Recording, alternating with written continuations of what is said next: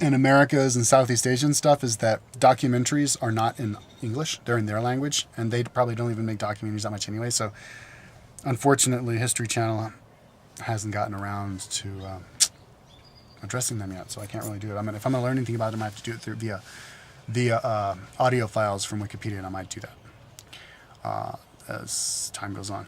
But anyways, we are at. I've been talking for an hour and 55 minutes now. We are at, say, 145 BC, when Rome is taking over the Mediterranean Sea area. Rome is, they took over because they were the most formidable in war, in military. They used all the best weapons. At any given moment, they would use the best weapons. You know, they took the best of everybody from around. But another thing about Rome, which was a secret, which they didn't let anybody else know about, is that they, maybe because they were next to Mount Elba and Mount Etna, they had a special kind of ash, volcanic ash, and lime mixture.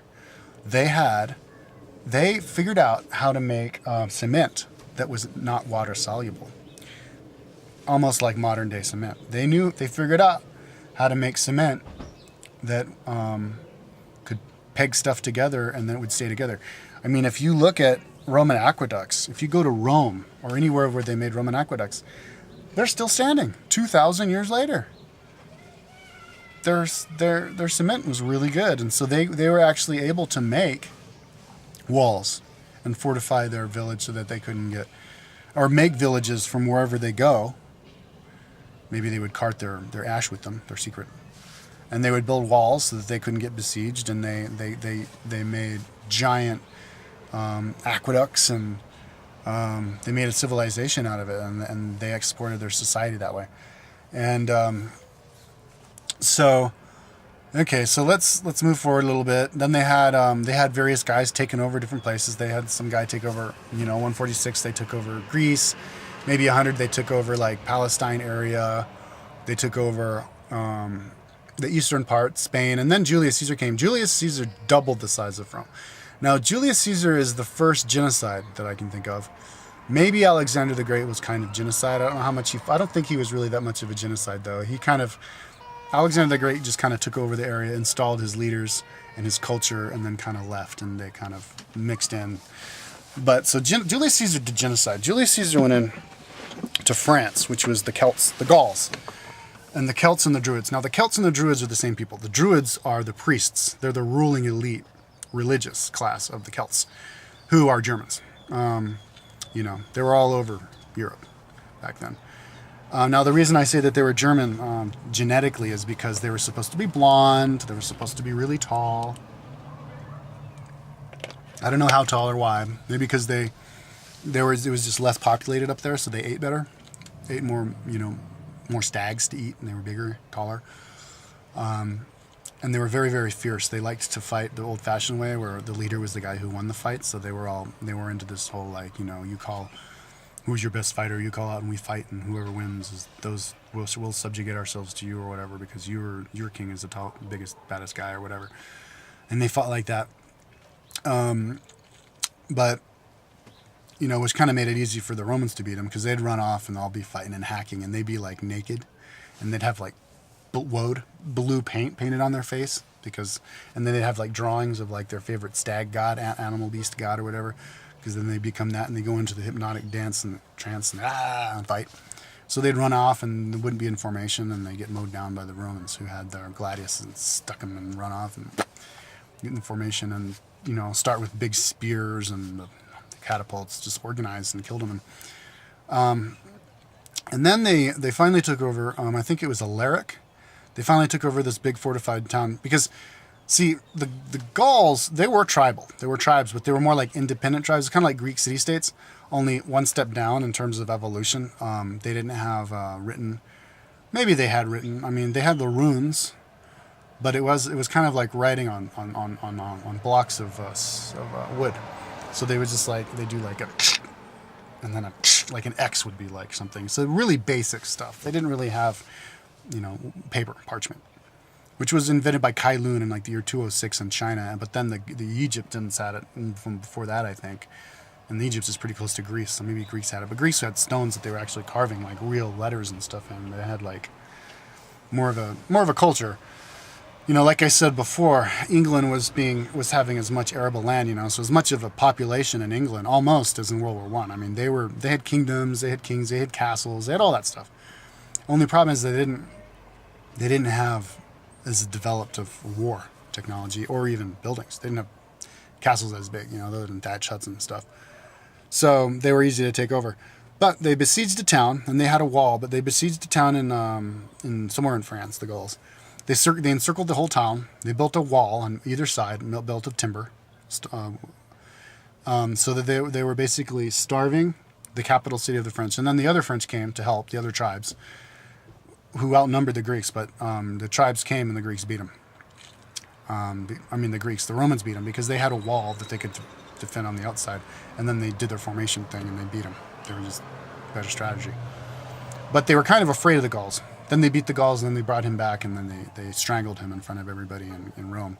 That's what they did to everybody who they would capture after they had him in prison for like 2 years. But yeah, they were better warriors that way. But they still were kind of scared of the Gauls because they were big and they were fierce, and they were, I guess, even better than a Roman one-on-one because they were bigger. You know, Roman average legionary was 5'7", and those guys, you know, people say like, oh, back then they were smaller than we are today. I don't think they were smaller than we are today. It's all how big you are. It depends on how well you eat, and if they were eating well, and we know there were lots of them back then, they were probably just as big as they are now. I mean, maybe even bigger. You know, I mean, we're not that far out of the 18th century where people were smaller. You know, industrial age, and people were smaller because they were eating so well. Maybe they were like bigger than they are now. I mean, as big as the Dutch are these days, you know. And I think the Dutch stopped going last year, but maybe they'll start growing again, you know. I mean, Dutch guys are 6'3" average and 5'7" for women, according to one statistic. Another statistic, 6'3" for men and not far behind for women. So I don't know. I was there. Seems like women are like almost as tall as me. I'm 5'10". So, anyways, yeah. So 6'3" guy against a 5'7" guy, you know, that kind of scared the Romans. So, anyways, for whatever reason, Julius Caesar has it chronicled that he killed 1 million Gauls in France. Now, back then, maybe 3 million people lived back in like the 1800s, I don't know, maybe 4 million people lived in England back in the Dark Ages. So something like that, even before that, maybe 3 or 4 million. So they killed maybe like, it was like the plague. They killed like a third of the people who lived in France, or maybe even more. Anyway, he says 1 million people. So that's basically genocide. So they basically resupplanted France with Italians. You know, no more Germans, now it's the Italians, kind of. So anyways, that's Julius Caesar. He doubled the size of the empire. Then he came back, 420. Then he came back, and he was gone for 8 years. He was 50. He wanted to be like Alexander the Great. Huge ego. See, that's the thing I think that people should kind of consider when they look at history is that the people who are in control, a certain kind of person is going to gain control in a certain kind of society, okay? These days, people who get in control are smart people, smart business people, maybe even manipulators, people who can, you know, sly dogs or whatever. Back then, the people who were in the power were the people who had the big egos, who like to fight, who were fearless. I mean, Julius Caesar was a warrior. Like when he like went to set up a town, he would like he was one of the soldiers. He would swim. He wouldn't ride his horse across the river. He wouldn't wait until the giant bridge was built across the river. He'd swim and race the other guys, and he'd get there before any of the other guys. He'd be like, "I beat you. I'm the best warrior," even though he's like 50. You know, those are the kind of people. These like megalomaniac, narcissistic, fearless fighters who are ruthless. And anyways, he came back after eight years, and he was like, I think he was kind of, see, they're always stabbing each other in the back as well. And so I think he was kind of in a little bit of a catch-22 in that he was so successful that he was afraid that if he came back, he would get ostracized for being so successful, maybe kind of like how the Greeks ostracized each other, or even murdered because he's too successful. Or maybe he just wanted, maybe that was mixed in with him not even wanting to take chances and just like, you know, go in there and take over. But anyways, he came over, and he wasn't supposed to. Roman law said that, you know, a general who comes back isn't supposed to bring an army, just so that he doesn't have too much power. So he was supposed to just come alone, and then maybe the army is formally handed over to like the other general or the people or whatever, or disbanded because they're done with fighting. But he didn't do that. He crossed with his army, the Rubicon River, which is somewhere north of Rome. As soon as he did that, it was like, uh-oh, he's coming with his army. Now, just because he was coming with his army, that meant that he was gonna march into Rome and basically be the boss, take over. Be like, all right, you guys do what I say, even though even if the guy's like, no, but you do it. You're just another one of the. I'm the lead guy. I guess it wasn't going to be like that. The guy in control at that time was this guy called Pompey, and he was an older war general who had actually was successful in his own right. There was this pirate problem in the Mediterranean, and he got rid of the pirate problem, I think once and for all, in 3 months. They're killing all the pirates. So, but he was older, and there was supposed to be peace because Pompey's son was Julius Caesar's wife, but she died while Julius Caesar was gone, so that kind of alliance wasn't there anymore. So Julius Caesar came in. Anyway, Pompey runs with Brutus, who is Julius Caesar's like ex-lover's son. Anyways, they have a fight and they have a battle in Greece. And basically, Julius Caesar's warriors, who were better fighters because they just came back from killing all the French, all the Gauls, and then Pompey's warriors had a fight. Julius Caesar's warriors scared away Pompey's warriors, even though they were outnumbered. And then as soon as that happened, Pompey was like, all right, I lost the battle. He escaped.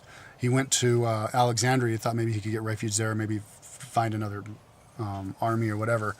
But Julius Caesar came after him and was going to kind of, I don't know, maybe make him make a truce, I guess, because he did make a truce with Brutus. But when he got there, Pompey had been killed by one of his own guards. And I think Julius wasn't very happy about that, so he killed the guards who killed Pompey. If you want to see a recreation of this, just watch Rome, the miniseries from HBO. It's really good. And really accurate. Really well done and really accurate. Perfectly accurate, which is more than I can say about most historical movies. For example, Helen of Troy. I mean, the girl who plays Helen is really hot, and you see her butt naked walking down. Other than that, it's a fucking butchery. Nothing is right. They had everybody die in the wrong order. Freaking Paris survives. I mean, I think like freaking Hector survived. I mean, it's like, but Rome is really good. Spartacus, the miniseries, was freaking stupid. I only saw like 5 minutes because the writing was so bad. Gladiator was well made, but that wasn't, nothing of that happened the way it did, even though Commodus was a bad guy and he likes to play the part of the gladiator. But anyways, yeah, they had the battle, and then Julius Caesar became dictator. And that's when the Roman Empire became an emperor. It was a republic before that. Even though it was kind of becoming an empire, because the guy before Pompey, his name was something or other, and he was a total tyrant, and he had absolute control pretty much, so, But anyways, yeah, he was that, and then he got killed on the Ides of March, 15th of March, by Brutus, his childhood friend, or a friend, and so then that started civil wars, because he was killed, so everybody was like, and everybody loved him, so then everybody was like, well, who now? So then all the guys who killed him fought each other, and I mean, people are like, how can one guy have so much power? Well, that's how. If one guy doesn't, that's how primitive people are. If one guy doesn't have power, then everybody else, it's kind of like the mafia, man. Mafia comes from Italy. Italy's like that. They'll fight each other until there's one guy in charge, and then he's the guy who's in charge until he gets killed.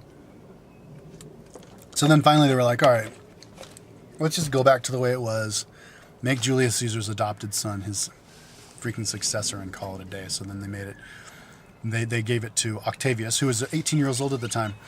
Now, Octavius was in a conundrum as well. He was in Greece when he was killed, when Julius Caesar was killed. And he was like, okay, well, I am supposed to be the successor. But if I stay here in Greece and I kind of try to be like a hippie dude, like whatever, they're going to kill me anyway. Because they're going to see me as a threat and they're not going to want to take any chances. So it's I either die eventually by being hippie boy, or I just fucking go full force ahead and I go, all right, well, let's do this. Let's play the part. Let's join the battle, and maybe I'll come out on top and So anyways, he got together his battle warriors, and he had a battle with the other guys, consolidated forces. He was eventually going to have like a triumvirate, and sometimes those do well. 3 people in control. So he was supposed to be in control with Mark Antony, who is number 1 lieutenant of Julius Caesar, who wasn't one of the guys who killed Julius Caesar, and some other guy. Now I think they killed one of the other guys, so now it was Mark Antony and him. Now this triumvirate had happened also before, in the days of Pompey, when Julius Caesar was on campaign. It was Pompey, Crassus, and some other guy. The other guy died, and they had it kind of divided in different areas. The other guy died. And then it was Crassus, the other guy. Now, Crassus was the richest man in Rome, and he wanted to go and, like, become, like, Mr. All-Powerful guy, and the best way to do that was by gaining more territory. The different ways to become Mr. Popular and become the boss is win a war, gain more territory, or, like, build something, a monument in your name. He tried to go into war. He was just a businessman. He was just a really shrewd businessman. He would, like... What he would do is he would he'd go around. I think he would even like start fires, and then burn people's houses down. And then he'd go in and be like, "Oh, your house burned down. I'll buy it for this really low price. What else do you have to lose?" So he'd buy it, and then he'd fix it up, and then he'd rent it out and make a ton of money. So he was like rich. So he uses all of his money, and he goes and he tries to invade the Parthians. He goes in the middle of the desert.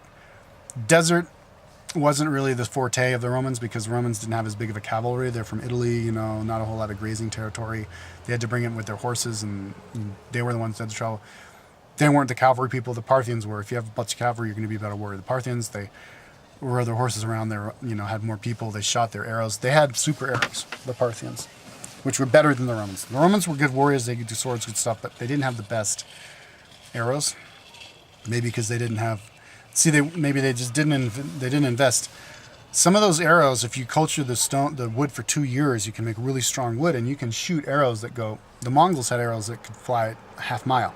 So the Parthians were shooting the Romans with these arrows that were armor piercing. They'd go through the shield and stick into your arms. So they were like, and then through your feet and stick into the ground by shooting the arrow way up in the sky and come straight down. Even though they could put the shields above them and to the side, become like a tank of people. But anyways, they killed the Romans. And also they had fake out attempts. They made the Romans chase after him, and then they encircled the Romans who chased after him. That's how they killed Crassus' son. They were really good at the horse, so they could shoot you while they were running away from you, shoot behind their shoulder and get you. The parting shot. Crassus got beat. So now it was Julius Caesar. But so anyways, now we've got Octavius, who now, I don't know if he called himself Augustus yet. I think he called himself Augustus after he killed Mark Antony. But anyways, Octavius Caesar and Mark Antony are the 2 guys. Now Julius Caesar, when we're going back again, sorry, I'm jumping around a lot. But when Julius Caesar went to chase after Pompey, he stayed there in Greece because he saw Alexandria, a beautiful city, greatest library in the world. Beautiful people, probably mutts by then. Cleopatra was 300 years after Alexander the Great, who was a white Greek. But Greece is in Africa. I mean, Egypt is in Africa, and they look probably like modern day Greeks or Egyptians. Even though it was the royal family certainly interbreeded in 300 years' time with some of the natives. So she wasn't 100% white. And now we know this scientifically because they actually exhumed her sister, because they found her sister's tomb, and they exhumed her sister, and they looked at her sister's skull, and her sister's skull had the oval shape of a black person. So they figured that she looked probably maybe similar to how the actress who played Cleopatra in the movie, kind of like a dark-skinned Israelite, like Beyonce, or maybe a little whiter version of Rosario Dawson or something like that. I don't know. But she wasn't totally white. And I think there's another evidence for why she wasn't totally white is they brought her back to Greece. And she hung out in Greece with Julius Caesar because she's fucking Julius Caesar. She went on a 6-month-long trip down the Nile on the barge with Julius Caesar. She must have been really hot. But he was 50, so of course he's going to think she's hot. But she had a baby with him called Caesarion. So she knew Rome was the big chop dog. He was probably bragging to her how he took over half of he doubled the size of Rome. They were about to take over Egypt, so she wanted to become a vassal kingdom of Egypt and maintain the integrity of Egypt. So she was going to obviously move into the Egypt, and that's kind of like the way of the Ptolemies anyway. They move in and they kind of absorb everything around them, and they just want to get along and keep everything intact. So she got together with him, had a baby with him. But anyway, she went to Rome, and the Romans probably noticed that she had different dress. She looked different.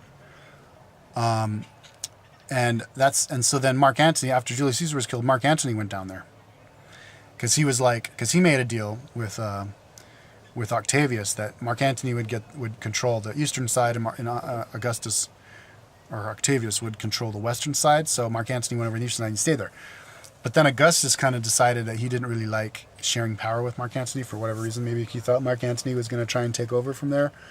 But he had a pretty easy time of ostracizing Mark Antony, or turning the bulk of the Roman people and the warlords and stuff, the generals, against the army against Mark Antony, because Mark Antony was becoming not Roman enough, because they saw of Egypt as not being Roman enough, probably because of the racialist thing. They look different culture, and it's like, so they had a battle with all of Cleopatra's Egyptian forces and all of Mark Antony's Roman army against Octavius, and I think it was a pretty evenly pitched battle. Maybe they could have won, the other guys. But as it went, Cleopatra's warriors weren't so good, and they ran away. They got scared and ran away, and then, Antony won. Octavius won. Antony killed himself. Cleopatra had a poison snake bite her and kill her. I don't know what she was thinking. Maybe if she had been screwing Julius Caesar and then she'd been screwing Antony, why didn't she just start screwing Octavius? Maybe because she was too old by then. I don't know how old she was. Maybe 35, and he was only like 20, so maybe that wouldn't have worked out. So she just killed herself, and then, her son Caesarion was drowned, the son of Julius Caesar, and they wiped out that royal family. So that was the end of Egypt as a autonomous kingdom, and what they generally like to say is the end of Egypt in general as an autonomous kingdom. Ever since the beginning of time until then, they had never been a vassal to anybody else. I think maybe the Assyrians had controlled them for a little bit or whatever, but anyways, that's kind of what they say. So basically, ever since then it's been a Roman province. And so then it was Antony, and Antony, he was the one, that was Augustus.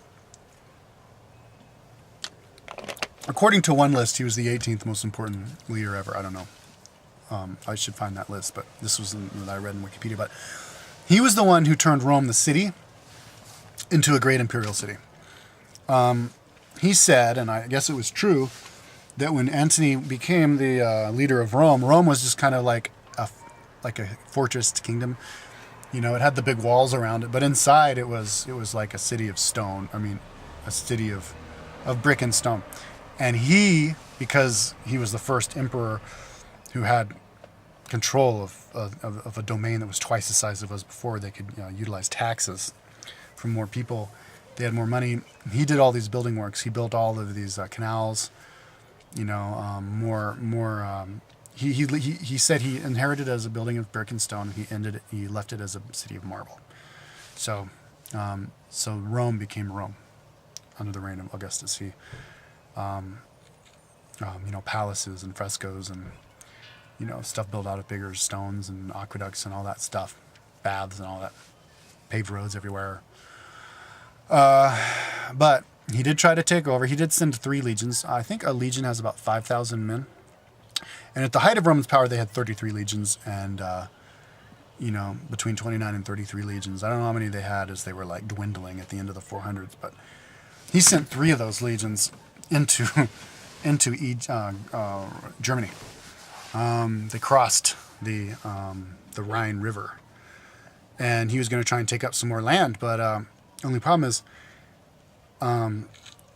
they had Cologne, which was like the big outpost city, Roman city, which is right on the Rhine. And so they had been indoctrinating a lot of Germans. See, that's kind of one way that they would take over, is they would they'd take like a prince from Germany and they'd bring him to Rome and they'd be like, show him how they do things, see how we're good, you know, let's expand our kingdom and the way we do things over to your side. But I think they taught him a little bit too much about the way that they do war, the way they do battle, which was a lot of times I think kept it secret if they were smart. So anyways, this guy went back into, or escaped maybe, I don't know, went back into Germany and told him that he didn't like the Romans and that he knew how they did battle. And so he gathered up all these forces of Germans. And somehow he found out, I think because he could speak Latin and everything, he found out that a bunch of these Romans were going to cross. So they crossed and they let him go deep in. They kind of funneled him through this big valley. They made these huge, like 20 foot high or 10 foot high, 15 foot high piles of dirt between the trees on either side of this valley. And then they all showered him with bows and arrows and outnumbered him and killed him while they were all strung out inside of a really steep valley on this really long supply line that was like 2 miles from the front where they were all getting attacked until where the main commander was, who was a bad commander anyway. He was an overly ambitious kind of poorly thought this out. Killed them all. When they had scouts go in there later, all they found was like piles of white bone with like Roman shields and helmets just pegged up against the trees. Like, look what happened to your legions. They all died. And Augustus, I guess 15,000 men they killed, 3 legions, 5,000 each. Which were divided into cohorts and divided again.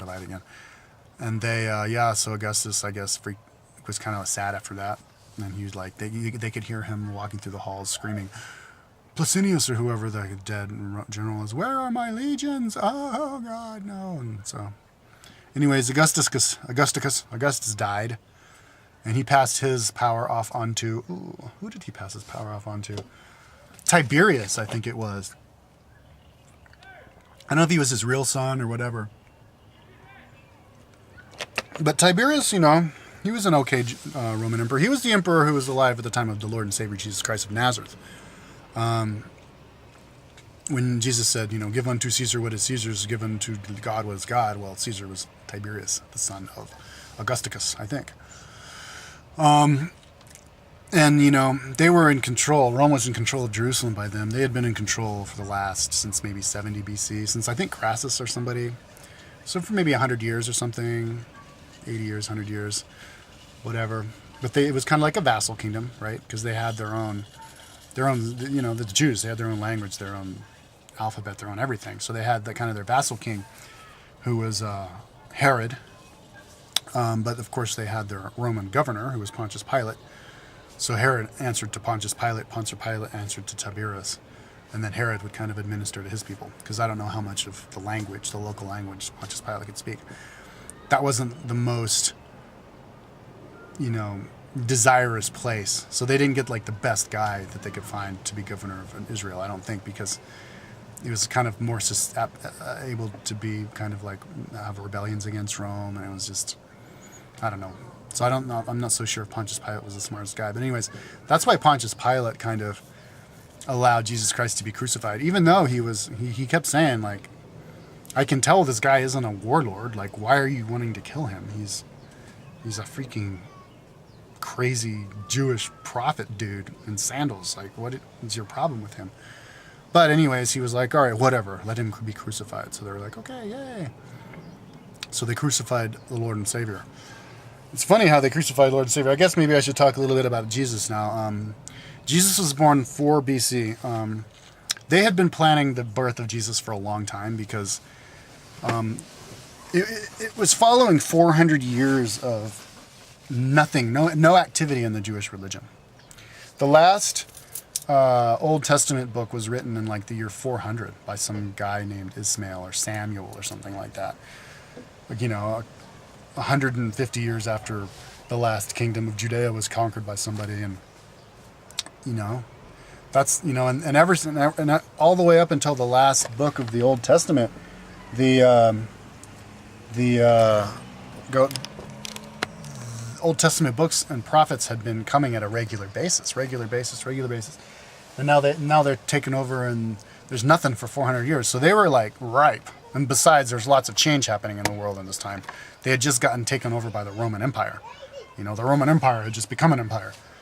They were like, you know, we're ready for our great prophet. Anyways, their idea was that their next great prophet was going to come, because they were into astrology back then, was going to come at the conjunction of Jupiter, Venus, and Sirius star. And we all know that today because of our computer technology, that happened in 4 BC. So Jesus Christ was born in the year 4 BC because they all knew it was going to happen, because the 4 wise men came from, I think it was like somewhere in Arabia. They're actually of different races. I think it was a black guy from because, you know, the Jewish people had spread out, all the tribes of Israel. Talking about the tribes of Israel is an interesting subject in itself, but they had come, you know, a black guy, you know, from the south, another guy from the east, another guy from the north, or whatever. The 3 wise men came at the conjunction, and they said, okay, where is he? Oh, he's at Bethlehem. Somehow they found out from the divination from somebody, psychic or whatever, and they found it was Jesus. So King Herod said, I don't like that. I think Herod was a Jew, or maybe he wasn't a Jew, because he didn't like the idea of there being a new prophet. He thought he was going to get deposed or something, so he had all of the children, boys under the age of 2 in the whole town of Nazareth killed. So, you know, Joseph and Mary, they were smart, and they moved to Egypt for like 3 or 4 years or something, be with the family over there or whatever. And then so they moved back, and Jesus wasn't killed. And then he grew up in Nazareth. But they say he was the great-great-great-great-grandson of King David. They had their whole lineage down, and he came from a pretty wealthy family. His father, they say they were poor, but Glenn Kimball says he was pretty rich. He was, you know, I mean, royal family, bloodline of David. His father was in the construction business. He built big apartment buildings and stuff, contractor. So he had money. And Jesus was in the family business. He was a constructor, and I guess they say a carpenter. And his mother, actually, Jesus' grandmother, I think it was Joseph's father, was actually English. She had moved down there from the Isle of Britannia. And like Jesus' godfather, you know, the best friend of Father Joseph was one of the richest men in Rome. I can't remember his name, but I think they say Jesus, when he disappeared for 3 years, he actually went to Rome. He was checking out Rome, and anyways, he was really educated. Maybe he went, some say he went into India, but he was a really educated guy.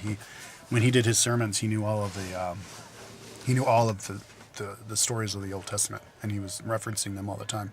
And he was even a teacher at the age of 13. He was going around teaching, which is kind of like a retelling of the story of a carbon copy of a lot of the other people who come before him, like Ishmael, or Mithras, who started Mithraism. I don't know exactly when he lived, but he was prophesied to be born at a certain conjunction. He was a preacher at the age of 13.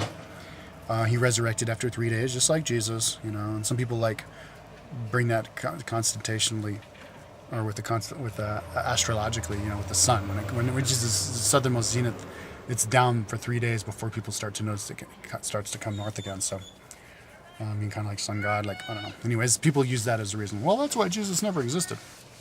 I think Jesus existed, although I do think it's possible that maybe Jesus, the story of Jesus of the Bible, there wasn't really just one Jesus. There were like a few Jesuses, because, you know, you had John the Baptist, who was a big preacher. He preached a lot, and then you had Jesus, and then there was a guy who was crucified. And, you know, why would Jesus' disciple turn over the real Jesus? Maybe they would just turn over another Jesus to get crucified, and then the real Jesus could go and teach somewhere else, become like Apostle Paul or something. But then you have like Apostle Paul. So, and none of these guys wrote. The Old Testament wasn't written until the year 65 AD. I think that was the Gospel of James. And then the other Testament, the Gospel of like John, wasn't written until like 85 AD, right? So who knows what could have happened in 60 years, you know? And it was just like, Jesus did just this, Jesus did that, and none of his contemporaries wrote that he existed. I guess there's lots of, Glenn Kimball said that there's lots of writings about Jesus. I don't know, but Pliny wrote a little bit about him, but I mean, and just the fact that the Jews, anyways, whatever. It's possible that, I think, yeah, Jesus was one guy, but there's, as far as like Jesus said this, Jesus said that, the legacy of what he said could have come from lots of different people, you know. But anyways, it was funny because they crucified him. There was this guy Barabbas. He was a freedom-fighting Jew, but he was a really violent guy, and he killed a lot of people. And they didn't like him, but the Jews chose to kill Jesus instead of Barabbas, and they let him go and be a terrorist, terrorizing society. Which kind of says something about psychology, human psychology, and I think that is why people tend to blame Jews on stuff. After that, they're like, yeah, he killed the Jews. They killed Jesus. But I think what really happened is Jesus was just too far ahead of his time. Jesus was talking about turning the other cheek in an age of the strong man is the guy who is in charge of everything, The Romans come in and they introduce, and I bet Jews spiritually and culturally were superior to the Romans as far as spiritually, maybe not technologically, but the Romans came in and it's like the strong guy, say Italian mafiosos come in, right? The strongest guy is the guy on top, I'll intimidate you into doing what I tell you, and I'm like, whoa. We gotta rebel. We gotta be strong. And then some guy's like, no, turn the other cheek. Love those Romans. Let them keep their money. What we need to do is just somebody slaps you here, turn the other cheek, whatever. Like we're all one. It's God. We're all gonna go to heaven. Don't worry about it. Like your manliness doesn't depend on you defending yourself. If they want to kill you, just let them kill you. just toil the land and work and be honest, don't worry, it's like people are, I love you, I'll give you the shirt off my back, people are like, got inspired by that, especially if he was giving miracles, which I think is possible.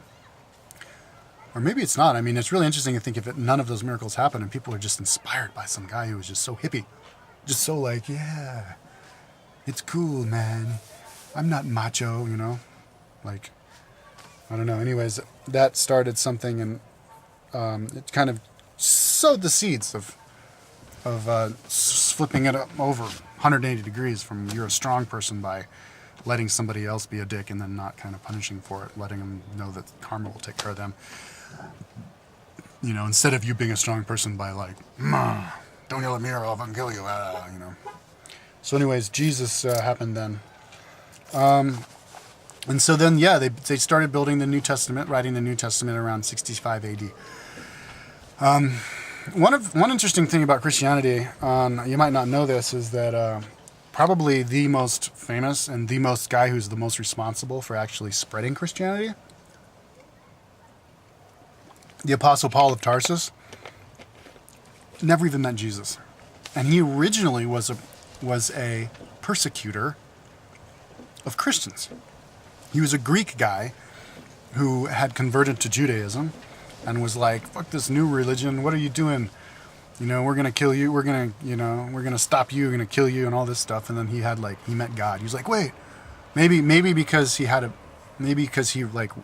some of the stuff he said and it vibed with what he thought. And he was like, oh my God, this guy was really cool. He said, I love you. They know not what they do and they kill me. Of course.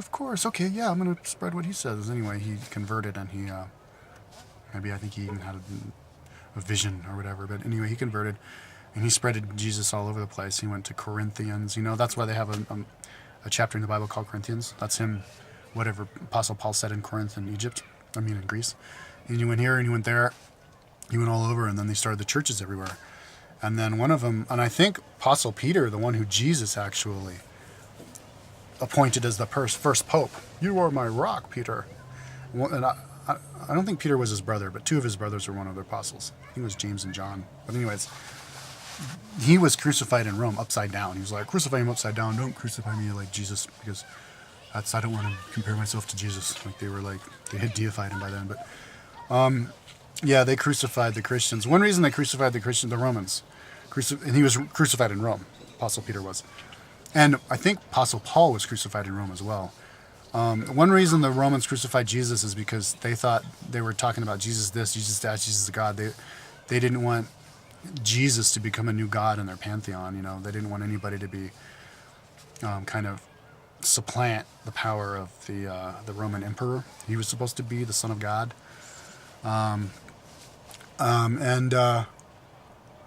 So anyways,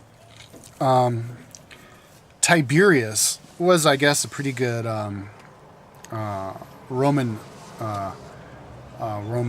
emperor, but people didn't like him because he was a depressed guy, and he didn't have a lot of personality, and so he ended up retiring. One of the few people in history who actually kind of retired off to some island. But I think he did kill people. He was vindictive and he killed people. And he killed... there's this one guy called Galeas or something who was this really successful general, popular general. And he killed him and all of his whole family. And he took his son, who was like a cousin of his or something, and had him live in the island with him, even though he killed his whole family. And someone was like having to be meek and probably pissed him off. That son ended up becoming Caligula the emperor. I don't know how he did. I think because he was one of the royal family, he was close to the royal family, and his father was a popular war hero. When Tiberius died, I think of natural causes, or maybe he was poisoned. A lot of those guys are poisoned, but I don't know. Anyways, when he died of old age, Tiberius became the emperor. Caligula became the emperor. And when Caligula became emperor, everybody was like, yay, Caligula! We don't have to have that brood, that old, grumpy old man anymore. Now it's the son of that great general, And so Caligula was Caligula was the grandson of Gaius. Of Augustus Caesar. The grandson of Augustus Caesar. So his name was Gaius Julius Caesar. The same exact name as Julius Caesar. His real name, his imperial name was Caligula. He became king at the age of 21 or something, right? He was only king for 2 years because he was crazy. He had been driven crazy, probably because his whole family was killed in front of his eyes, and then he had to obey Tiberius, who had killed his whole family, and he had just grown up in a world of you kill, you just kill to get what you want. So he was basically just a murderer. He would he'd roam the streets. He'd go down the streets of Rome with his gang and just kill people.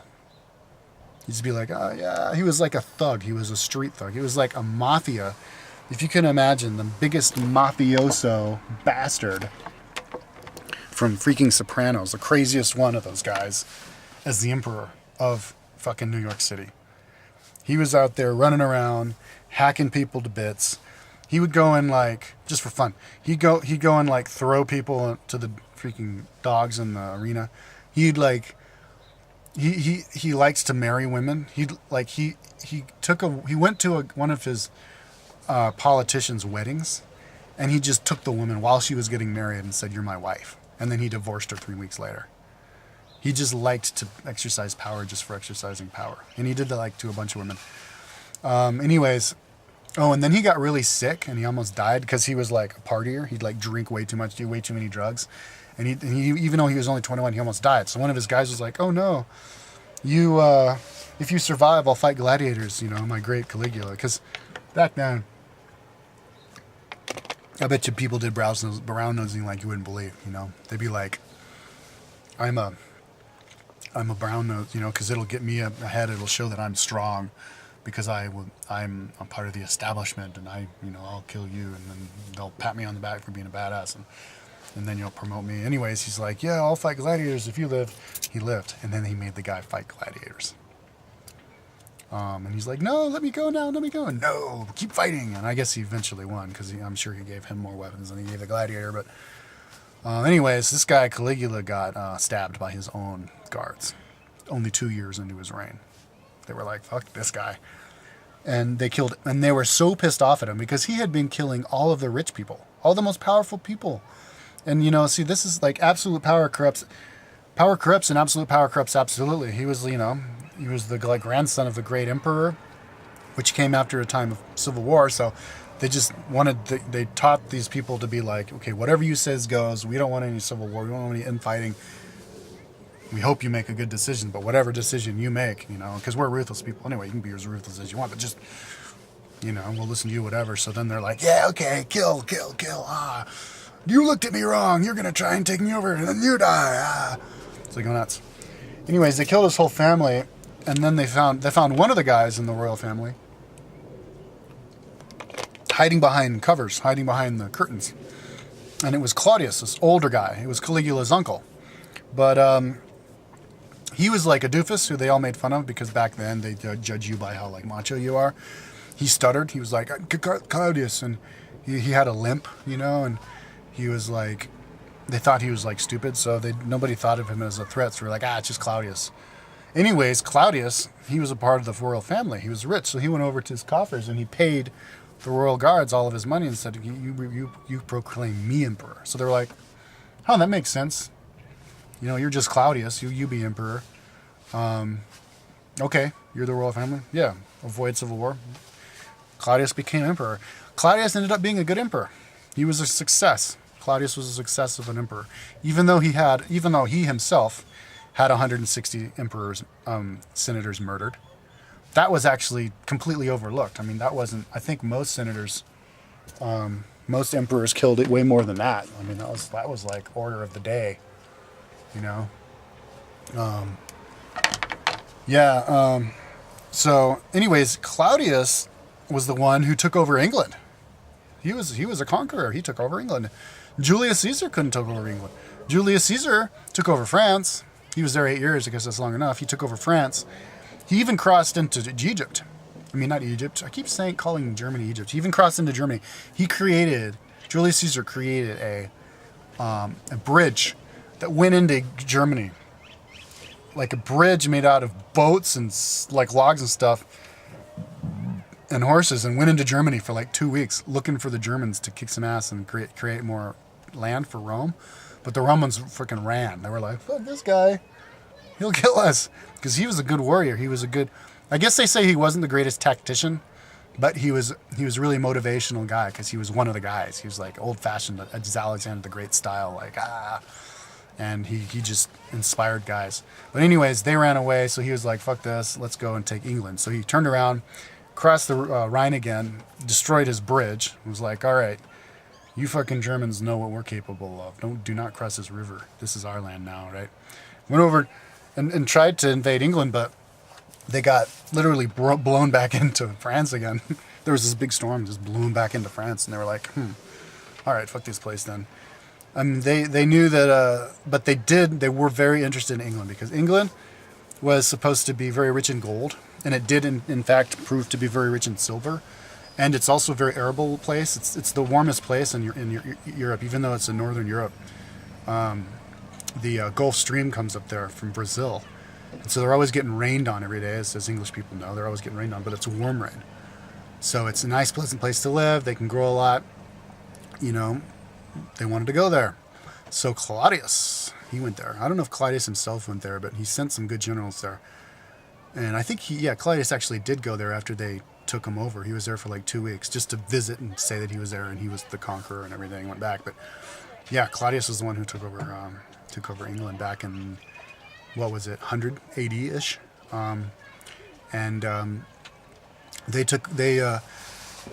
okay, so how did they take over? Well, of course they did the genocide thing. That's one way that they would take over a place. But they also, it's called the carrot and stick method. It's like, I'll give you this, and if you don't accept it, I'll whack you with my stick. But they would like take over. They'd say, look, you know, you're the king here and now, but if you do it our way, we're going to help you build this big fortress, this big palace. We're going to build roads for you. You can collect your taxes better. You know, we'll give you a couple of legions. You answer to our emperor, but you're going to be okay yourself. Your family's going to be okay. Your subjects may not be better off than they were before. They may be paying more taxes, but you're going to be good. So, you know, you want to die or you want to join us? And like, so he got people to join in, but they got a lot of people to join in. But only problem is there was these different guys called the Iceni, and then there were the Duardonii. And the Iceni are from a part of the peninsula just to the northeast of London, and they were a kingdom ruled by this guy, this king, who said that when he died, he put in his will that half of the kingdom goes to his wife, and then the other half of his kingdom would go to Nero. Actually, Nero. This was Nero who was the guy right after Claudius. So they had just been taken over by Claudius, and now they're going to give it to Nero. But anyway, he gives it to Nero. And so then the Romans come over, but then the Roman guy was a bastard. And he goes, okay, nah, we're not going to give half the thing to your wife. What we're going to do is we're going to turn the Iceni into slaves. You're going to be the slave province, and you're going to become coming over to the center of London, which is the capital which the Romans made, and be the slave. And they were like, what? And she's like, no, but, and they're like, yeah, shut up, bitch. And they flogged the queen, Boudica. Her name was Boudica. They flogged her, and flogging is tying you to a whipping post and then just whipping the fuck out of you. I think it's whipping you with a whip that has a piece of metal, a metal hook on the end of it.